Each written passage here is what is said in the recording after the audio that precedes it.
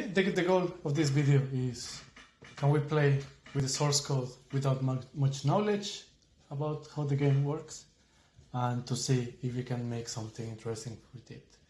So yeah, my goal of this video is if we are able to play with this code, like make some modifications to see if we can make it make Doom be rendered in some weird device. So in this case I have a just black and white, like very small screen in a Raspberry Pi, so I would like it to run Doom in this very simple and small screen that is like, it doesn't even have great colors, just black and white.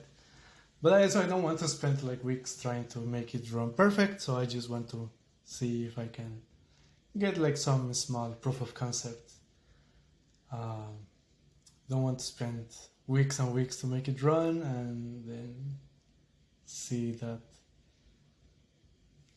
there was some weird dependency that doesn't let me run. So I just going to focus in the quickest proof of concept to see if it's possible. And then if I have time and I still have motivation to keep iterating on it, or maybe I just have already fun, or maybe you also already had fun and you already proved that you can play with Doom, you had fun with it, and that's fine. That's also a good time to finish projects. So yeah, let's start to look at the code and play with it. So I like to, for things that are risky that I don't know if I'm going to succeed or not, I like to split the process into by answering questions that I'm going in the right direction or not.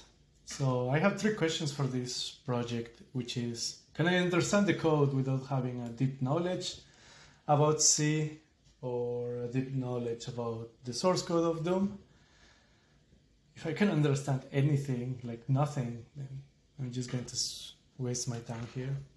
I probably need to find some documentation or spend a crazy amount of hours understanding the code. The second question is, can I manipulate that code? Like maybe I can understand a little bit, but modifying the code maybe is too hard because compiling the code is too hard. Or maybe just modifying a little bit of the code, everything crashes. So that's important. And the third question is, if I'm able to modify the code, can I make something interesting with it? So in this case, I want to render Doom in like very shitty small screen that only has black and white pixels. So let's answer the first question. Good news is that Doom is open source and there is several teams that did ports for like modern systems. A few of those groups tried to add multiple new features to Doom, but I like Chocolate Doom because they try to keep Doom as is, as we remember, without trying to modify it much. So yeah, it's also simple to use, and here in their wiki, it has very simple instructions on how to build the source code of Chocolate Doom on Fedora, which is my system. So now I need to run this command to install libraries, download some compressed file, and then run these commands. But to answer the first question is, can I understand how rendering of frames, can I understand how it works? I don't want to spend a lot of time setting up a development environment, confirming that these libraries work and then this thing is going to compile or explode, and I don't want to spend many hours without knowing if I'm going to understand the source code. So the good news is that the source code is on GitHub, and I'm a big believer that you should always look at the code in the simplest way possible and try to answer as many questions as you can. And yeah, I just want to read the code. I don't want to set up any development environment, and I want to see if I can understand the code or not. And there's a few wikis about development of Doom, but I didn't find them very useful for this specific task. But I found this interesting. It says that the source code, like the files, have prefixes, and v underscore are the files related to graphic rendering, and there's also some system specific code. So that sounds relevant. And I didn't get much from the wiki, so let's go to the source code. The source code is here. See? And yeah, let's just look at file names and see if we find something interesting. There's something interesting here. A video H. I'm going to assume I don't know much about C, which is true.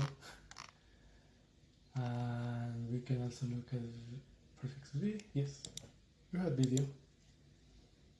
So let's see what these files have. And for the ones that don't know, H file extension in C is like it just has the definition of a few variables and a few methods, nothing else. So it seems that yeah, this is related to software rendering. We have the size of the screen, start frame.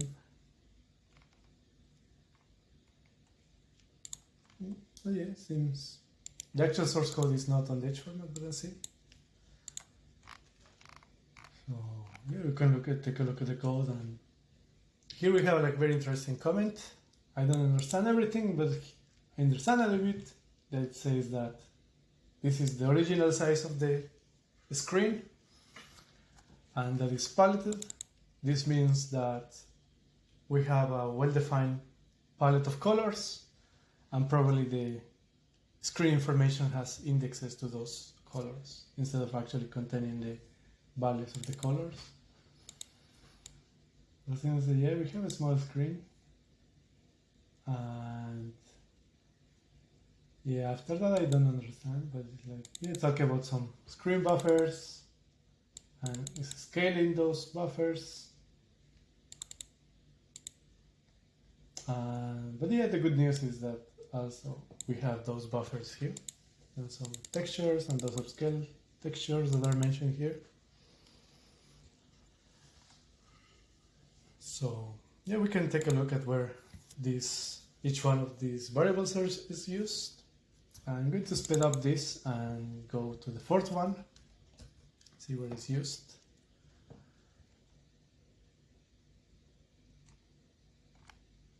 I don't understand what it is.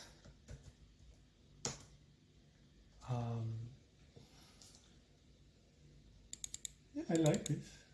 Like, seems that it's rendering those textures, and these textures are coming from the screen buffers around here. But this is the most interesting thing, like the comments, like it's going to draw with some renderer. So I don't understand much of the things mentioned here, but at least this seems to suggest that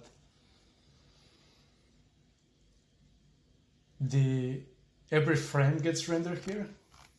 What's the name of the method? Yeah, finish update. Didn't say much. But yeah, at least we know that this method may be called every time. Let's have a look at the other files. We can look at the header file.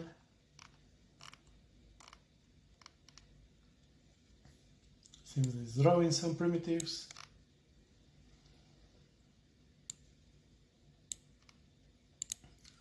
Load some tables. This is very interesting. Like in Doom, you can press some key, and it's going to save a screenshot of the screen into a file, in a photo file. So yeah, this is good. Like, seems that if we call this method, it's going to write into disk the contents of the screen, so of the final screen. So I don't need to care about these primitives. That sounds hard. Like, this seems to be just go take the current state of the screen and save it into a file. So let's look at the definition of this file. Yep.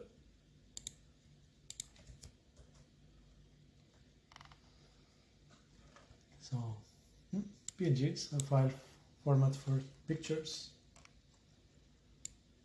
I don't know. But yeah, the end is like writing to some PNG file if we have the library. Otherwise, it's writing to another format.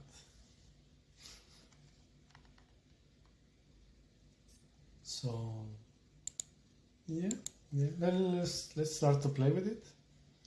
So since we already answered our first question, which is, can I understand how Doom renders images? Yes.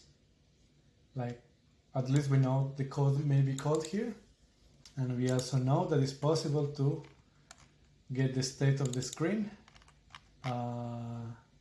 here, like we have the video buffer, and it gets dumped into some image file. So we already answered our first question. We can understand a little bit. We are not completely lost. The second question to answer is, can I manipulate the source code? So this is when we start to play with the code. And yeah, here like Chocolate Doom tells you, like very typical Linux way to do it, but it also has other ways, other instructions of how to compile the source code.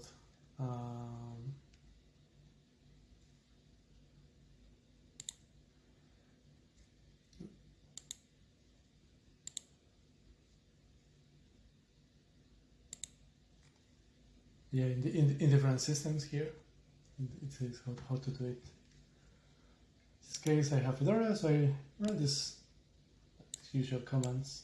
You don't load it.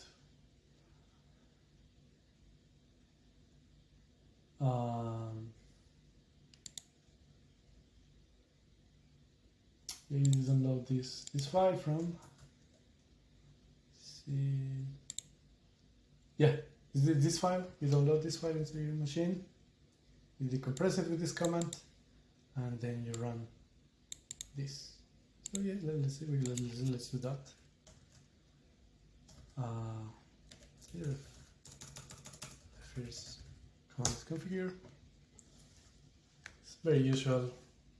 For the ones that don't know, it's usually how to compile projects in Linux. You make sudo make.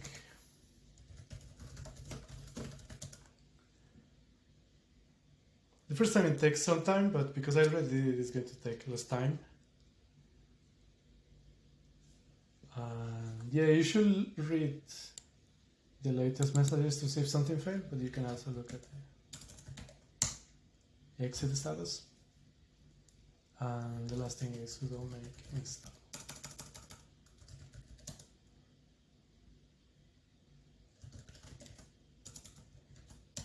See, seems that it already succeeded. So yeah, we've installed from the source code into our machine. And this is how you run it. This is going to appear on your, you can call this from your terminal. And it's asking for some file called format WAD. And this is because Chocolate Doom is the engine, but it doesn't contain the actual game. That's like a separate file, and of course, like because this is so open source, they cannot come with copyrighted material. The good news is that if you go to internet and say and look for like Doom shareware, you can get like a legal demo of Doom, and it's this file. So yeah, run this command, and then you are going to play Doom. But before that, let's run the setup. I want to do a few things. I want to keep the screen small because like you will see, like my hardware device, like my screen is like really small. I want to keep the small. Oh. Yeah, I don't want full screen. I don't want these big screens. I just want to keep it as small as possible. Another thing is I want to set up the key to taking a screenshot because by default is not defined, so I'm going to use S for screenshot and save the settings. Okay, now let's play.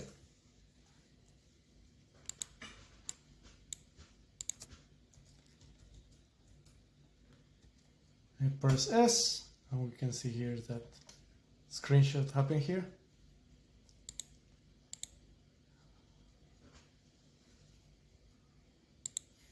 Okay, and if we go here, yeah, we have this Doom PSX. So if we open in this GIMP,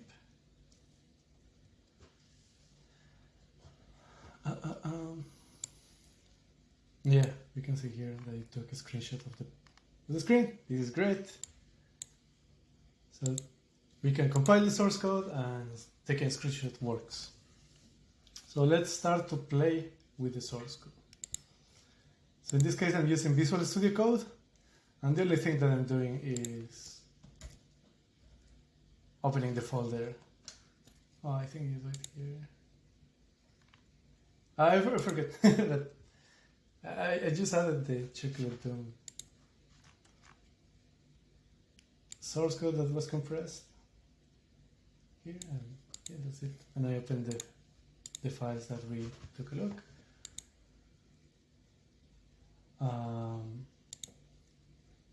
So here we have the screenshot one, the draw part, the code when each frame gets rendered.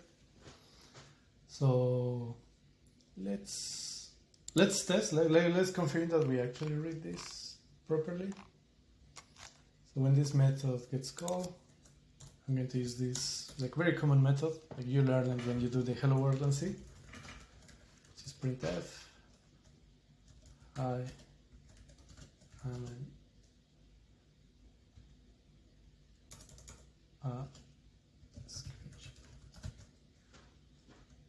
With a new line. With this very basic C. And also here, let's say, let's print hi. And drawing.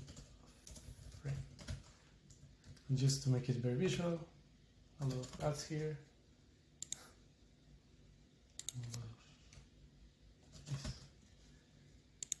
Let's compile. Let's make this. Run 2 comments in a row. Yeah, we see some warnings here, but things are still compiling. Use a very obvious message when the compilation fails.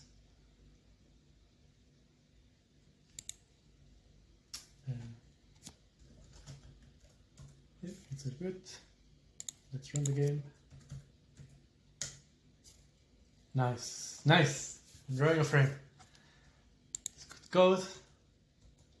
Let's take a screenshot. Oh, let me this. Yes, it took a screenshot.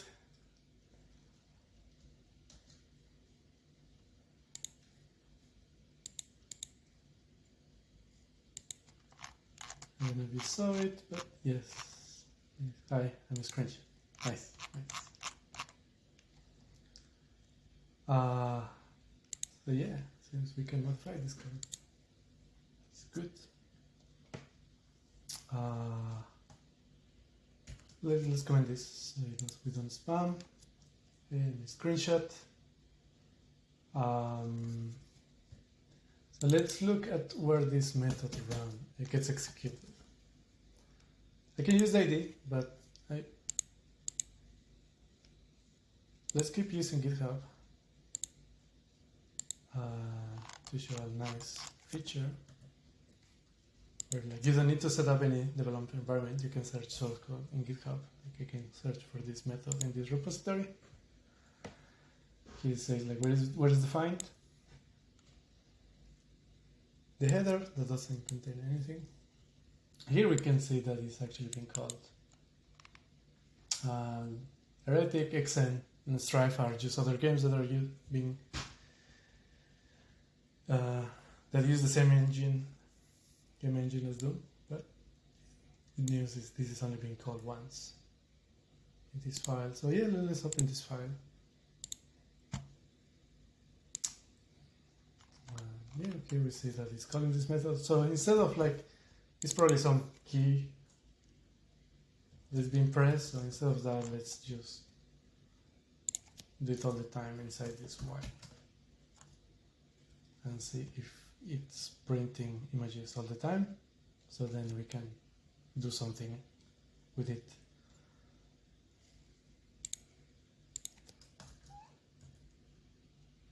Let's compile.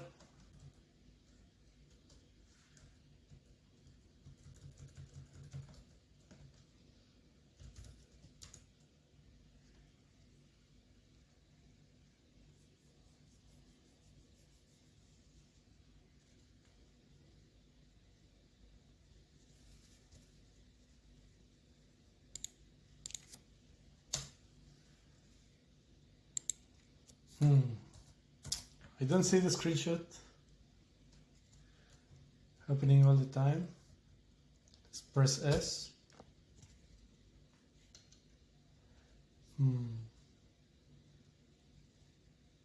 So it's not rendering all the time. So that method is not being executed all the time.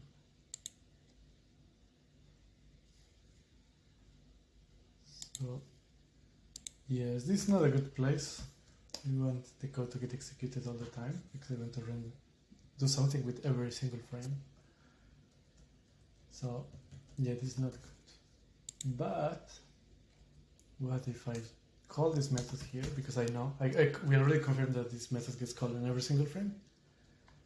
And yeah, let's execute it. Let's compile it.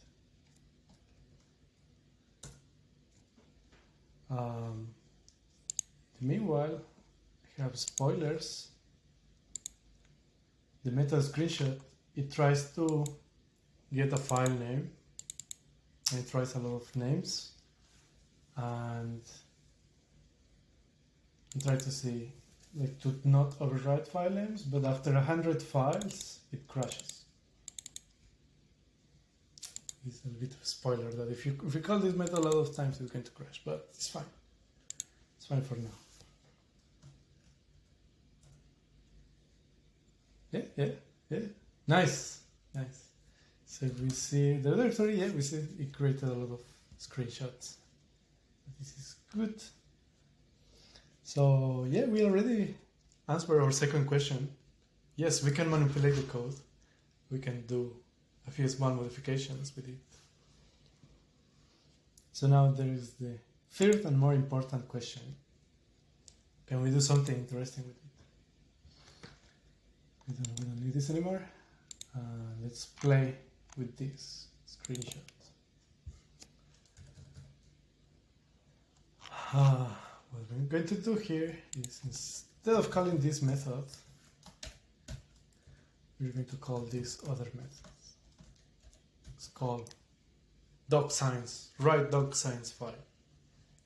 It has the same parameters as like the other formats, like the video buffer, the file name, screen dimensions, and this last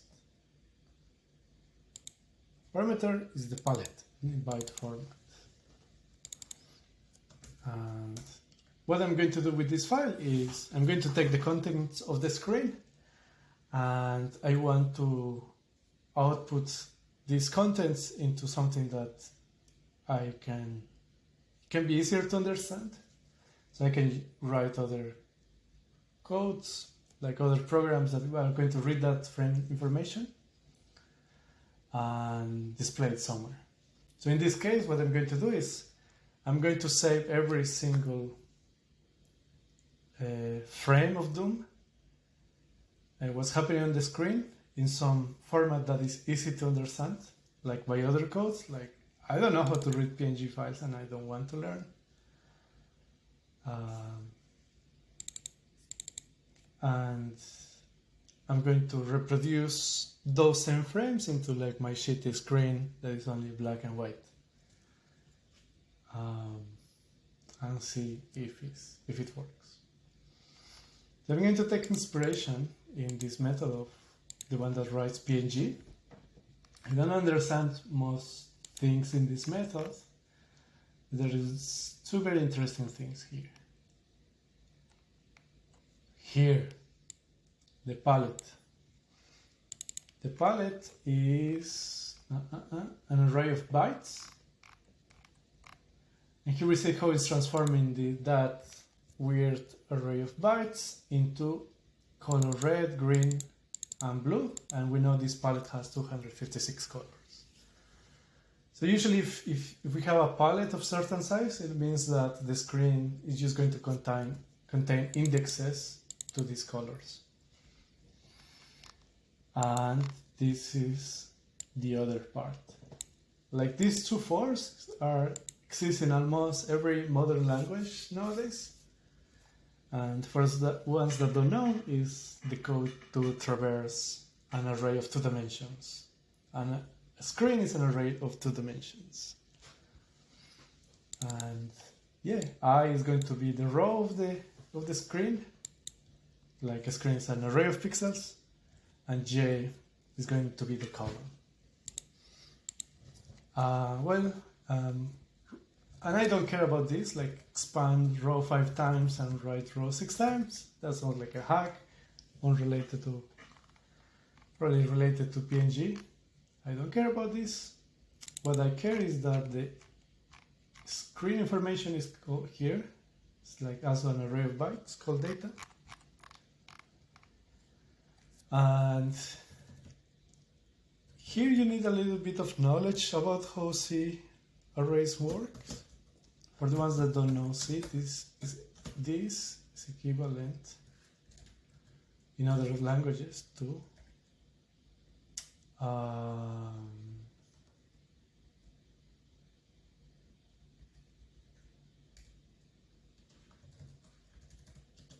this. Yes. It's just that C didn't have this. It didn't exist yet. This came in C++. This is how they, or not? I forget. Anyway, I don't know what's it. I just know that's an equivalent. Let's keep it as comments here. So yeah, I know that the pixel in these positions A, I, and J is in this command. And I know that these bytes, this is a knowledge, like this probably an index, and if I want to know the color, I need this value here to get the color of the pixel, which is going to give me the red, green, and blue colors of that pixel. So yeah, that's what I did in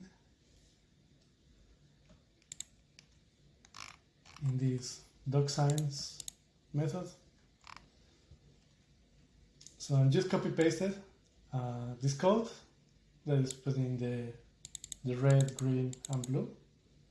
Let's do some array of bytes. I'm traversing the screen again. This is equivalent to this in other languages. Yeah, I'm printing some like very basic information here, like the screen dimensions. This is something I wanted to do, but ignore it. Just remember that I'm writing the dimensions here at the end of the frame. I'm writing something just to make it easier to debug. And because my screen doesn't have colors, I'm just going to output the gray value. And this is probably someone really smart wrote about it. I just didn't know, but you will get that formally if you write RGB to gray scale or in Google, where's your frame? Of course, Stack Overflow. And yeah, There's a lot of formulas, use any of those to convert RGB into gray. So yeah, for every pixel in the screen, I'm printing the gray value. And yeah, I'm calling this method. So we should be good. Yeah.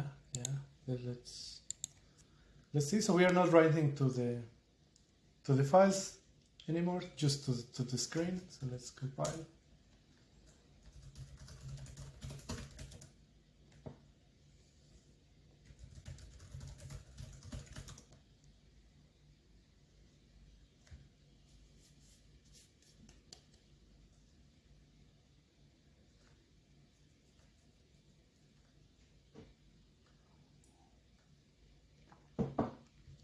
And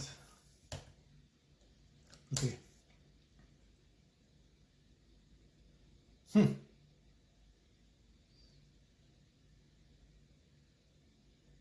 Oh, yes.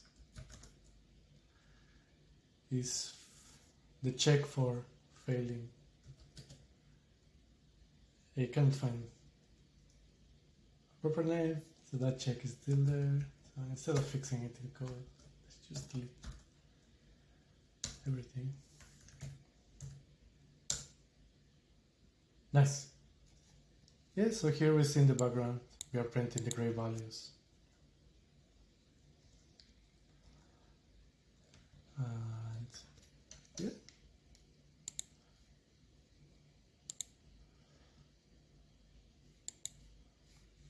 Nice. I just saw one thing about the screenshots. Forgot to delete this.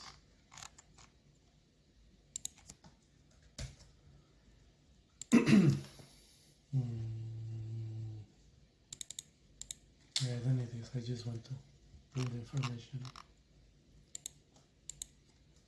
related to the file. So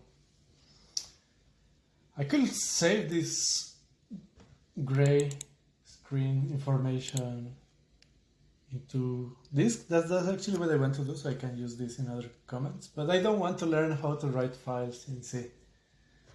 I'm lazy and I want to save time. So I'm just going to Linux. For the ones that don't know, like this command, like it's going to dump whatever happens on the screen, and the terminal is going to dump it into some file. So I'm going to download it into some file called frames output.log.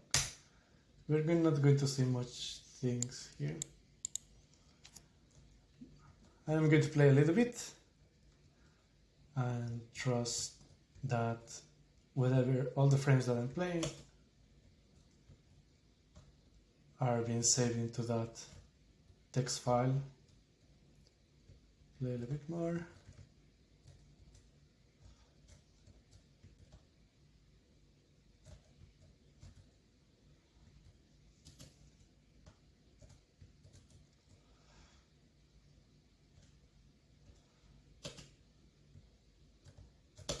Yep. Let's see if the frame information was saved into the file. Or bin. Nice.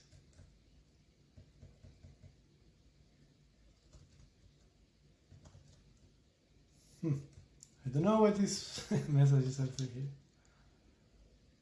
Just delete it. And yeah, we have the grayscale values. And yeah, we're almost done. Just want to mention something. My hardware device is not very fast. It cannot draw frames as fast as possible. So here I'm counting the frames, so how many times, which frames are we? So I'm just going to dump this information every other frame. But yeah, you can, it depends what you want to do with this information.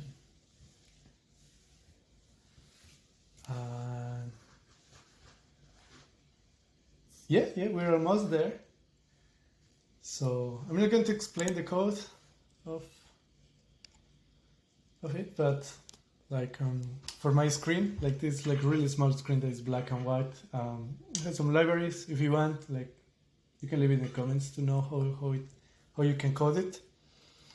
But yeah, I can give you a brief description here. Like I just copied that file into my Raspberry Pi, and I'm reading from the screen. Like in Python, you read it from the iPad. As you can see, I'm reading basically reading, just reading.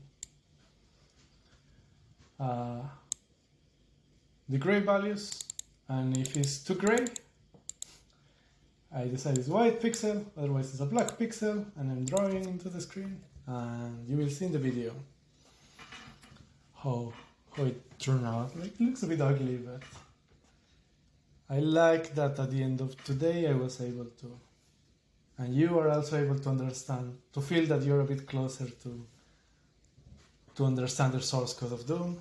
Like it's possible to understand what the code is doing without having a deep understanding of C or the whole code base. And as you saw, I used that to replay what I was playing on this little screen that is black and white. Like if my screen will be able to display colors, I will probably just print the red, green and blue value. But yeah, I think I like this journey. I think that's going to happen like a lot of times to programmers, where they need to understand code that they're not familiar with it. And this is a good exercise to show that you don't always need full development environment. Like sometimes the most useful things is to read the code, and a lot of times there's browser interface to that, for that. And yeah, that initial exploration can save you a lot of time, because it may give you a faster answer that, yeah, fuck this code, I cannot understand anything about it. Or, yeah, actually I can understand a little bit about it, and move on to play with the code. But a lot of times in previous projects I found that if I jump too fast to code, I waste a lot of time, because I didn't split what I wanted to do, like my project, into like more interesting phases that can tell me much quickly that if I'm going to be able to do something or not. So just as repeating again, those questions was, can I understand how the rendering work? And the answer was yes, and we did that by looking at GitHub. The second question is, can I manipulate the code? The answer was yes. We were able to call some methods and compile the code to see the changes. And the third question, can I do something interesting with it?